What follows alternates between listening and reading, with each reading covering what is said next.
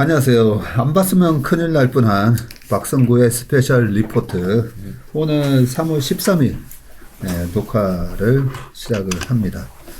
자, 오늘은 어떤 리포트 가져오셨나요? 우선 제가 매월마다 발표드리고 있는 그 반도체 쪽 하이투자증권의 손명섭 연구위원님께서 리포트 작성해 주시는 반도체 쪽하고 네. 라면 그리고 최근에 인터배터리라고 네. 코엑스에서 진행한 그런 게 있는데 네. 그 배터리 쪽에서 전고체 배터리가 이번에 이슈가 좀 크게 됐습니다. 네. 그래서 그거에 관련된 내용 갖고 왔습니다. 오. 네. 인터배터리 우리 최성무님하고 예. 문 이사님 갔다 오셨잖아요. 예. 그 후속 기사나 영상을 보니까 작년보다 더 많이 왔다고 듣고 그러더라고요. 그래요? 저희가 갔을 때는 그렇게 붐비지 않았었던 것 같은데. 그때 낮에 갔다 오셨잖아요. 예. 아마 직장인들도 가시고 했었으면 예. 오후에 많이 아마 붐볐을 거예요. 아마. 그렇습니다. 예, 그 관련된 뉴스까지 정리를 해오셨네요. 그러면 먼저 하이투자의 송명섭 연구원님, 이 자료는 매달 나오는 자료예요? 네, 매월마다 나오는 자료라서 리포트 제목 자체가 월간 반도체입니다. 아, 그러네요. 네. 자, 그러면 한번 내용을 보겠습니다. 네, 바로 정리해서 말씀드리겠습니다. 우선 전체적으로 수요 전망부터 좀 말씀을 해주셨는데, 당사에서 보는 23년도 디램 수요 증가율 전망치를 5.7%에서 6.6%로 상향 조정했습니다.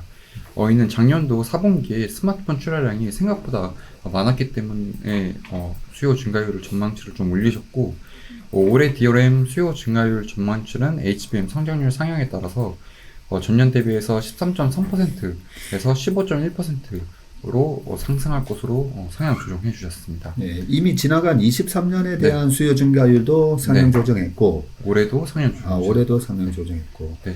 항상 그 송영군께서는 약간 보수적으로 늘 전망하시잖아요, 그죠? 네, 맞습니다. 네. 꽤 이제 보수적이신 편이고, 이번에 닉스 관련해서는 HBM 성장성을 본인이 조금 무시한 경향이 좀 있다라고 말씀을 해주셨기 때문에, 이거에 관련돼서 그 최근에 HBM 성장률 상향 조정에 따라서 수요 증가율까지 같이 올리신 모습 확인할 수 있었습니다. 네. 각 세분 부분부터 말씀드리겠습니다. 먼저 PC 쪽인데 23년도 4분기 NB, ODM 출하량 QoQ 증감률이 마이너스 10.1%로 기존 시장 전망치 마이너스 4에서 5%를 크게 하회했습니다. 이에 따라서 이 작년도 출하량 증가율도 13.4% 역성장으로 당사가 기존 전망했던 마이너스 11에서 12%를 크게 하회하는 모습을 보였고, 작년도 PC 출하량이 16년, 18년, 19년 대비 여전히 많고 코로나 이전에는 추세적인 하락세였음을 감안할 경우에는 올해 또한 PC 출하량의 플러스 성장 여부는 미지수다라고 말씀을 해주셨습니다. 네, 여기에서 NB는 노트북인가요? 네, 맞습니다. 네. 그리고 NB ODM 업체들의 24년도 1분기 출하량 QoQ 증감률 가이던스는 10% 이상 하락하고 2분기부터 역사전 평균 QoQ 증감률을 반영하면은 올해 PC 출하량 증감률은 마이너스 0.4%로 도출된다. 올해도 PC 쪽은 작년 대비해서 좀 좋지 않을 거다라고 말씀을 해줬고, 다만 올해 하반기에 출시될 AI PC의 빠른 성장 여부가 향후 PC 출하량과 PC DRAM 수요 증가에 영향을 줄 것이다. 단 이 AI PC는 25년부터 본격화될 것이라고 설명을 해주셨습니다. PC도 이제 AI PC가 나올 건데, 그거는 25년부터 본격화되군요. 왜 저희가 그 윈도우 요 키를 누르면은 지금은 이게 저희가 어플을 찾아서 쓰게 되는데 이 키를 누르고 나 지금 뭐 이러이러한 작업을 할 건데 이러이러한 작업을 할 거야 라고 하면은 알아서 어플을 제공해주고 작업을 굉장히 편리하게 해주는 그런 PC가 나올 것으로 지금 시장에서는 예상이 되고 있습니다. 네, 바로 다음 쪽 스마트폰 말씀드리겠습니다. 스마트폰 올해 1월달 그 카운터포인트에서 자료가 나왔는데 글로벌 스마트폰 판매량은 9,928만 대 기록하면서 전년 대비해서 0.5% 하락했습니다. 작년 12월에는 YOY로 4.8% 증가했는데 둔화한 모습 보였고, 지역별로는 미국 그리고 인도가 소폭 상승세 보였으나 유럽은 플랫, 그리고 중국이 YOY로 0.2% 성장해서 1월달에 16% 감소하는 것으로 나타났는데, 혹시 이게 어떤 현상 때문에 그런지 혹시 짐작이 가십니까? 전혀 짐작이 안 가는데요. 그리고 1월 달이 9,900만 대. 최근에 스마트폰이 조금 이제 교체 주기가 돼서 좀 잘 팔리는 걸로 생각을 하고 있었는데, 많이 둔화됐네요. 네, 근데 중국이 이게 숫자로만 보면은 전년 대비해서 많이 감소했다고 볼 수가 있는데 네. 이게 춘절이 좀 껴있어가지고 아. 네, 춘절이 1월이나 2월 이렇게 왔다 갔다 하다 보니까 네. 많이 감소한 것처럼 보이지만 그렇게 크게 걱정할 숫자는 아니다라고 봐주시면 될 것 같습니다. 예. 근데 지금 이 데이터가 1월 데이터잖아요. 네, 맞습니다. 예. 그러면 예. 이번은 춘절이 2월에 2월, 있었고 네, 작년엔 작년에는 1월에 있었고 1월도 있고. 네. 그러면 오히려 1월 때 1월로 비교하면 이번 1월이 조업일수가 더 많았으니까 더 늘어나야 되는 거 아닌가요? 오히려 춘절 기간 동안에 잘 팔린다고 하더라고요. 아, 오히려 네, 네, 네. 그래서- 춘절 기간에 그 통신사 문을 여나 보네. 그러니까요. 그래서 2월달 데이터를 좀 확인해 봐야 된다라는 게 코멘트였습니다.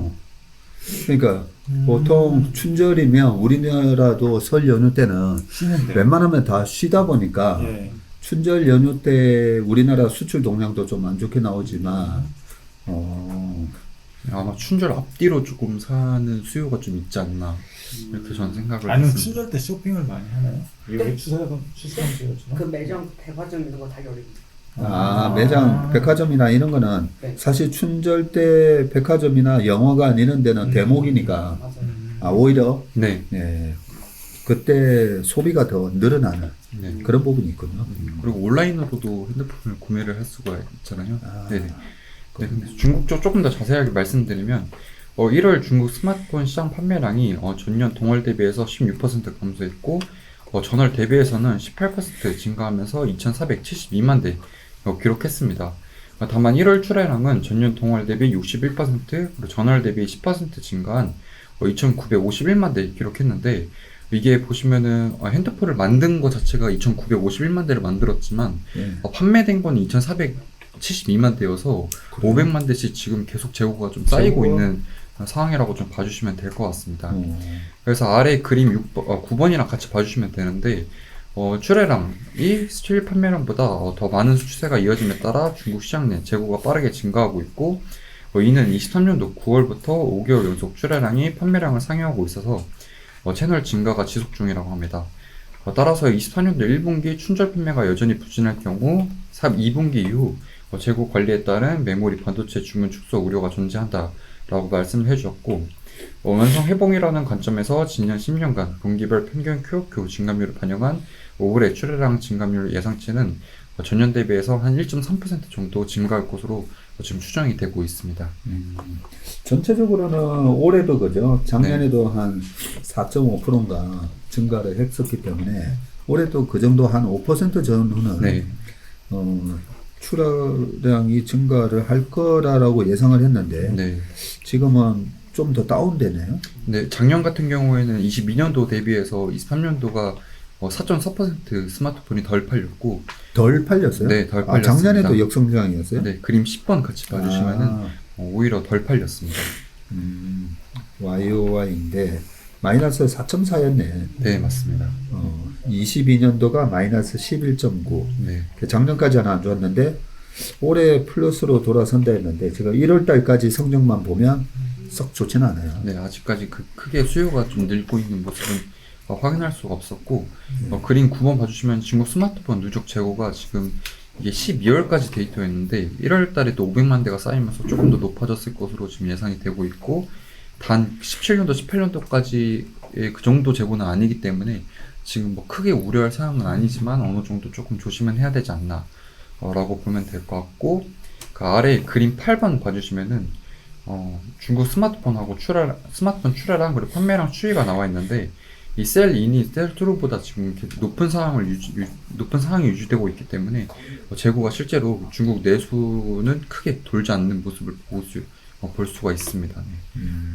그러니까 그 제조업체에서 대리점으로 넘기는 물량은 많은데 네, 대리점에서 실제로 소비자한테 가는 물량은 넘긴 물량보다 적다. 그래서 네. 재고가 쌓인다 이 말이잖아요. 네, 맞습니다. 그러면 아까 출하량은 YOY로 1.3% 올해 되는데 실판매량은 어떻게 예상을 하고 있어요? 그 실판매량까지는 잘 모르겠습니다. 네. 올해 예상치 말이죠. 예. 그러니까 올해 예상치가 한 4.5%는 늘어난다고 하긴 했는데 근데 여기 그림 9번을 보면 예, 네. 중국 스마트폰의 누적 재고 변화에서 가장 재고가 많았었던 때가 2016년 말 17년이다, 그죠? 네, 맞습니다. 네. 그런데 그 바로 왼쪽에도 그림 8번에도 우리가 알 수 있지만 글로벌 스마트폰 실판매가 예. 가장 많이 됐었던 때가 보면 2016년 말이에요, 그죠? 네, 맞습니다. 네, 요때도 100만, 1000만, 1억, 한 1억 5천만 대 이상이 한 달에 팔린 거죠. 네, 맞습니다. 네. 그러면서 그때 당시에 예. 전 세계적으로 한 15억 대 팔렸던 거거든요. 예. 네, 요때도 이제 중국에서 많이 팔렸었는데, 이 그림 8번하고 그림 9번하고 같이 보면, 예.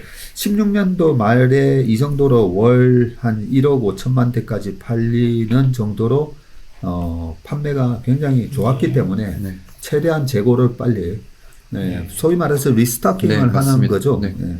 그래서 지금 재고가 올라가는 거는 이게 올해 많이 팔릴 거기 때문에 미리 재고를 네. 확보하는 건지 네. 아니면 안 팔려서 예. 재고가 네, 쌓이는지는 맞습니다. 아직은 모른다. 네, 예, 아직 그 분명합니다. 해석 자체가 되게 중요하고도 좀 어려운 것 같아요. 네. 예. 근데 한편으로는 약간 걱정되는 부분도 있는 게 지금 삼성 핸드폰이 중국에서 좀 관심이 확 늘어났댔잖아요. 네, 맞아요. 관심도 되게 높아졌어요. 네.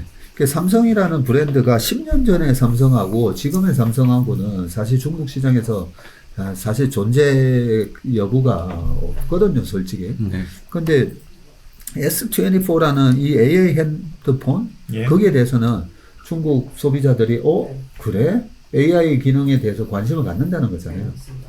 그래서 이왕이면 저 같으면 올해 1, 2월 달에 핸드폰 한번 바꿔보려고 했다면 예. 이왕이면 이번에 삼성 핸드폰 한번 사볼까? 그러면서 중국 핸드폰의 소비에 네. 영향을 줄 수 있다고 생각을 해요. 네, 맞습니다. 네, 우리 집사람이 작년 연말에 바꿨다가 되게 예. 후회하고 있거든, 지금. 아. S23로 바꿨다가. 네. G 플립하고 플립 나왔을 때도 아이폰 유저 중에 네. 또 특히나 좀 넘어온 분들. 젊은 네. 층에서 이 플립으로 한번 넘어왔다가 네. 그러다가 다시 또 네, 다 맞습니다. 넘어갔어요. 네, 네. 그죠? 어쨌든 그런 모멘텀이 한번 다시 일어날 수도 있는 그런 상황이 연출된 거긴 한데 이 중국 핸드폰에 대해서 재고에 얼마나 영향을 줄지는 네. 계속 좀 지켜보도록 하겠습니다. 좀 이거 내려주셔야지 시청자분들이 보실 수 있으시니까요. 이거 네, 네. 못 내려드렸네. 네. 그리고 바로 밑에 쪽 서버 쪽으로 다음 페이지 말씀드리겠습니다. 네. 2월 23일 날 집계된 미국, 중국 빅테크 업체 14개사의 올해 캐펙스와의 증감률 전반치는 18.6% 성장할 것으로 늘어날 것으로 지금 집계가 되고 있는데 이는 12월 집계된 16.2% 대비 소폭 상승하는 모습을 보였고 대만의 서버 오딩 업체인 컨타에 따르면 올해 AI 서버 출하량은 작년 대비해서 100% 이상 성장, 그리고 컨벤셔널 서버 출하량은 작년과 유사할 것으로 전망을 했습니다. 당사는 최근 AI 서버 생산 전망치를 상향함에 따라 올해 전체 서버 출하량 증가율도 기존의 0.3%에서 2.1%로 상향 조정을 했고, 다만 컨타는 동사 24년도 AI 서버의 출하량이 100% 이상 증가하는 반면 AI 서버 및 부품 가격의 하락에 따라 AI 서버 매출액은 두 자릿수 성장에 그칠 것으로 제시를 했습니다.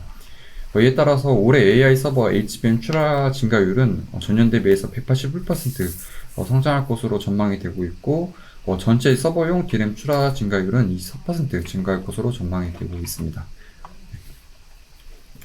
올해 전체적으로 이 빅테크 업체 14개사의 캐펙스 증가율도 네. 18.6%, 요것보다는 좀 더 높지도 않을까 싶기도 한데, 네. 여기서는 아직까지는 20% 미만으로 그렇게 보고 계시네요. 네, 맞습니다. 바로 메모리 반도체 현황 및 전망 말씀드리겠습니다. 왼쪽에 그 재고 동향이랑 같이 봐주시면 되는데, 성수기 수요의 부진과 8월 이후 적극적 재고 지축적에 따라 24년도 연말 기준 고객들의 DRAM, 낸드 재고는 작년도 3분기 말 대비 증가했을 것으로 판단이 되고 있습니다. 23년도 4분기 DRAM, 낸드 고정거래 가격은 업체별로 차이가 있으나 DRAM 같은 경우에는 13에서 18%, 낸드는 9에서 41% 인상한 것으로 발표가 되고 있고, 이는 고객들의 강력한 저가 재고 최출적 의지에 따라 반도체 업체들의 빠른 가격 인상 전략이 토론 요소로 판단이 되고 있습니다. 올해 1분기 역시 마찬가지로 D램, 낸드 ASP가 각각 13에서 15%, 15에서 20% 상승하고 2분기에는 일부 고객들의 재고 관리와 감사 원복 우려 등에 따라 상승폭이 축소될 것으로 보인다 이렇게 발표를 해주셨습니다. 네, 바로 이제 수요 회복이 24년도 하반기 이후 반도체 업황 회복 지속의 관건이라는 제목으로 발표를 해주셨는데 아래쪽으로 좀 내려주시면은 네. 작년도 업계 생산 증가율은 D램 같은 경우에는 마이너스 5%, 낸드는 마이너스 2%로 추정이 되고 있고 이는 23년도 D램, 낸드 수요 증가율이 6%, 11%를 크게 하회해서 작년도 2분기부터 메모리 반도체 시장 규모 증가가 개시됐다 이렇게 봐주시면 될 것 같습니다. 이 생산 증가율, 수요 증가율을 이 의미를 잘 이해를 못하시는 분들을 위해서 좀 설명을 드리면 이 앞서 말씀드렸던 PC나 스마트폰, 그 서버 쪽에서 실제로 필요로 하는 D램 같은 경우가 22년도에 비해서 24년도에 6% 많이 필요로 했는데 그렇죠.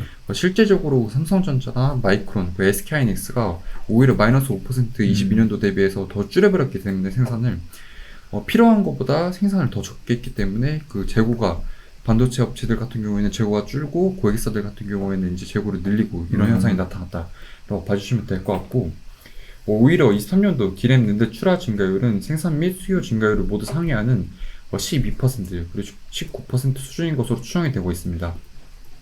이는 반도체 업체들의 재고 축적 그리고 고객들의 재고 재축적 과정이 있었음을 의미한다라고 봐주시면 될 것 같습니다.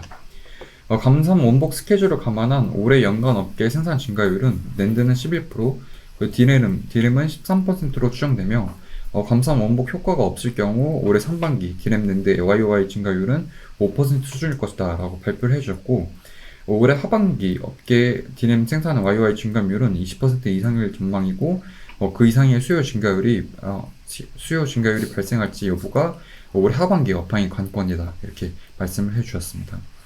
결국에는 제 생각엔 삼성전자가 어떻게 나오냐 이렇게 봐주시면 될 것 같은데 삼성전자가 이제 원복을 조금 빨리 한다면 그 생산 증가율이 조금 빠르게 늘면서 레거시 쪽에서 오히려 턴하는 업사이드가 조금 줄어들 수 있다라고 이렇게 봐주시면 될 것 같습니다. 네. 네.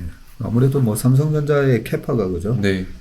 거의 뭐 50% 가까이 되다 보니까 네, 맞습니다. 전자가 어떻게 생산 가동률을 높이느냐, 네. 계속 감산을 언제 다시 정상으로 바꾸는 시점을 언제로 가지냐에 따라서 네. 크게 바뀔 거다는 말씀을 해주셨습니다. 네, 맞습니다. 다음 페이지 봐주시면은 반도체 주식 밸류에이션 및 주가 분석인데 사실 제가 그 다른 애널리스트 분들이랑 그 송면석 연구님을 좀 차별점을 두고 있는 게 결국에는 주가 분석을 조금 어떤 팩터들에 의해서 주가가 이렇게 움직인다라는 걸 설명을 해주셔서 제가 매월 이 자료를 갖고 오게 되는데 바로 제일 중요한 게 이제 글로벌 유동성입니다. 1월 시장 금리 재상승에 따른 글로벌 유동성 축소 그리고 YI 증감률 하락이 1월달 반도체 주가의 약세를 불러온 후 2월부터 글로벌 유동성의 재상승이 반도체 주가의 반등을 이끌어 향후 시장 금리의 하락에 따른 유동성 증가가 지속될지 여부가 단기 반도체 주가에 큰 영향을 줄 것으로 판단된다 라고 말씀해 주셨고 삼성전자 주가는 글로벌 유동성 YOY 증감률과 1단위로도 매우 우수한 모습을 보이고 있는 반면 글로벌 유동성 YOY 증감률을 역사적으로 약간 후행하고 동사 경쟁력 강화에 따라 밸류에이션 배수가 상향 조정된 SK하이닉스의 주가는 계속 상승세를 이뤄나가고 있다라고 말씀해 주셨습니다.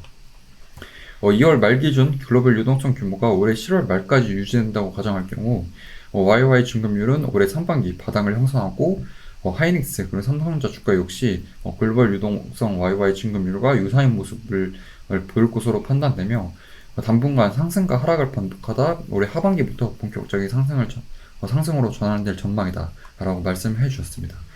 다만 이게 저번에도 전문님 말씀해 주셨지만 유동성이 이렇게 계속 지금 같은 규모를 유지한다고 보기에는 저희가 꽤 힘들잖아요. 그 과정 자체가. 그래서 근데 제가 보고 있는 그림은 어찌됐든 간에 올해부터 페드에서 이제 금리 인하에 들어갈 것이기 때문에 그렇게 되면 당연히 국채금리가 조금 하락한다는 것에 조금 더 베팅을 해도 되지 않을까라고 생각을 하게 되고 그 금리가 하락하게 되면은 자연스럽게 유동성이 올라가게 됩니다. 네. 그렇기 때문에 현재 지금 밑에서 나와 있는 그 유동성 YY 증감률보다는 조금 더 상승폭이 있지 않을까라고 저 개인적으로는 생각을 하고 있습니다. 네. 네. 그래서 그 송명섭 연구원께서 네. 이렇게 반도체의 주가에 특히나 이 밸류에이션에 영향을 주는 요소 중에 이 매크로 변수 중에 이 글로벌 유동성을 가지고 네. 얘기를 해주셔서 참 운용하는 데 많은 도움이 되겠는데 네. 근데 계속 YOY 이 글로벌 유동성 규모가 올해 10월 말까지 유지된다고 가정한다. 네, 맞습니다. 지난번에도 그러셨는데 네, 맞습니다. 그게 어떻게 이 매크로 변수를 이렇게 지금하고 똑같다라고 이 가정하는 그 자체가 네. 이 가정이 너무 무리한 가정 아닌가 네. 그런 생각이고요. 그러면 2019년도가 페드가 금리를 동결을 했다가 네. 2019년 7월 말부터 금리 인하를 3번 단행을 하는데 네, 맞습니다. 그때 당시에 글로벌 유동성은 지금 그림 36번에서도 보시듯이 네. 그 글로벌 유동성이 확실히 금리 인하를 하면서 위로 상승하게 됩니다. 올라가게 되잖아요. 네, 맞습니다. 네, 그리고 회색 선으로 되어 있는 글로벌 유동성 YOY 증감률도 네. 여기서부터 위로 튀게 되고 19년도 하반기에 삼성전자하고 하이닉스 주가가 19년 하반기에 위로 빵 튀면서 네. 그 해도 한 삼성전자가 44, 하이닉스가 55% 상승으로 끝났었는데 그래서 이 유동성이 그 플랫하다라고 가정하는 것 자체가 그죠? 네, 맞습니다. 네, 그게 좀 이해가 안 돼요. 네, 전 개인적으로 삼성전자를 지금 좋게 보고 있는 이유가 밸류에이션이 SK하이닉스에 비해서 굉장히 쌉니다. 일단 밸류에이션 측면이 가장 크고 결국에는 올해 상반기에 엔비디아의 퀄테스트가 진행될 것이기 때문에 네. 이번에 마이크론이 보여줬다시피 퀄테스트가 진행이 되면은 주가가 100불 이상 마이크론이 뚫어버렸잖아요. 그러네요. 결국에는 삼성전자도 저는 퀄테스트에 성공할 것이라고 보고 있기 때문에 그 두 가지 측면에서 삼성전자를 지금은 조금 담아가도 되는 시점이 아닌가 이렇게 생각을 하고 있습니다. 네. 네. 그런 논리로 지난주에 MP에서 전자 비중을 좀 높이신 분들이 좀 많았어요. 네, 그죠? 맞습니다. 네. 네.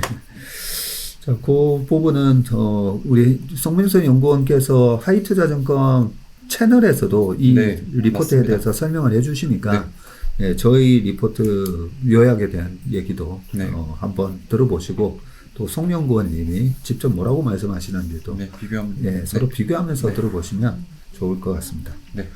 다음으로 중국 IT 수요하고 OECD 경기 선행 지수도 좀 말씀을 해주시는 편인데, 그건 일정 구간에서 상승과 하락을 반복했던 중국 크레딧 인퍼스 지수는 1월에 26.0에서 전월 26.5에서 26.0으로 전월에 26.5에서 하락 재개됐는데, 중국 정부의 유동성 확대에도 불구하고 부동산 경기 부진, 실업률 상승에 따라 중국 민간의 차입 및 경제 활동은 여전히 부진하다고 합니다.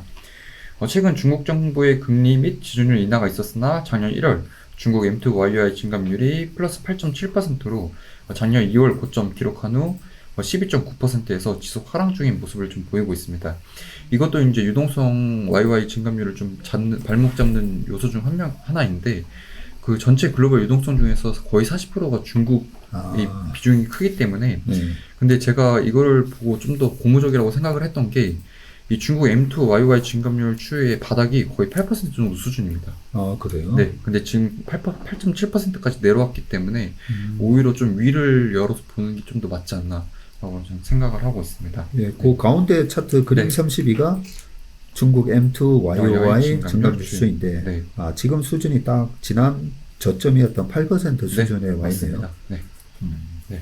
다음으로 OECD 경제 선행 지수 말씀드리면 22년도 10월에 98.9를 바닥으로 올해 1월 현재 104.4까지 10여 개월간 상승세 지속적으로 적사적으로 반도체 주가를 약간 호행하는데 역사적으로 상승 사이클이 평균 14개월 지속되었던 OECD 경제 선행 지수의 이번 상승이 이미 15개월간 이어지고 있는 점은 우려 요소이다 라고 말씀해 주셨지만 이게 예측하기도 굉장히 힘들고 판단하기가 굉장히 힘들기 때문에 지금 상승세를 지속 중이다 이 정도만 좀 판단을 해주시면 될 것 같습니다. 네. 네.